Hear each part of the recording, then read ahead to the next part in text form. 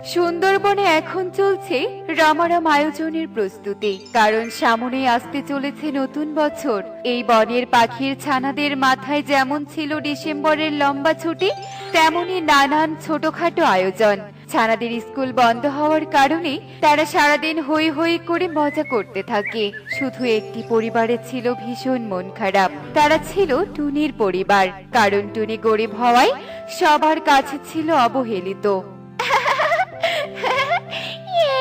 নতুন বছর আসছে, কত মজা হবে। নতুন বছর আমরা মজা করে পালন করব, পিকনিক হবে। ছোট পিকনিক আর মজার কাছে কেন বলছিস গো? তুই কি ভুলে গেছিস 1 জানুয়ারি আমাদের নতুন বই দিবে? ও হ্যাঁ, তাই তো, আমি তো ভুলেই গিয়েছিলাম। নতুন বইয়ের গান দিতে আমার ভীষণ ভালো লাগে। এবার অনেক মজা হবে, তাই না রে? ছানারা নতুন বছরের জন্য নানান পরিকল্পনা করতে থাকে। এমন সময় তাদের কাছে টুনির 2 ছানা আসে। তোরা কি নিয়ে গল্প করছিস রে? আমাদেরও সাথে নিবি? আমরাও তোদের সাথে মজা করব। তোদের কেন নিব শুনি? তোরা তো গরিব পাখি, তোদের সাথে নিলে আমরা নিজেরাই অপমানিত হব।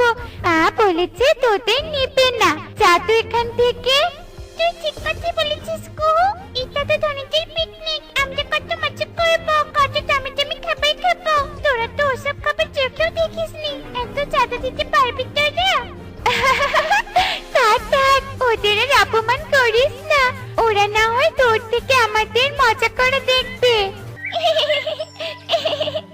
আমাদের অপমান না করলেও পারতি তোরা। চল বোন, আমরা বাড়ি চলে যাই।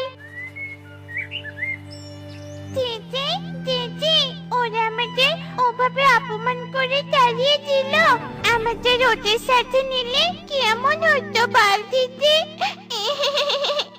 আমরা তোদের পিকনিক নষ্ট করে আর দিতাম না।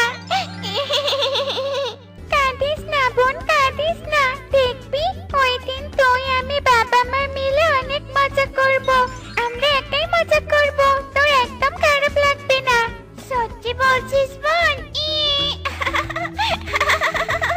টুকি বড় বোনের কথা শুনে ভীষণ খুশি হয়, আর 2 বোন মিলে বাড়িতে চলে যায়। আমাদের দেশটা স্বপ্নপুরী, সাথী মোদের ফুলপরি। হেই, আমাদের দেশটা স্বপ্নপুরী। আরে কালু দাদা, তুমি এসব বাচ্চাদের গান করছো কেন? তার উপর আবার তোমার গান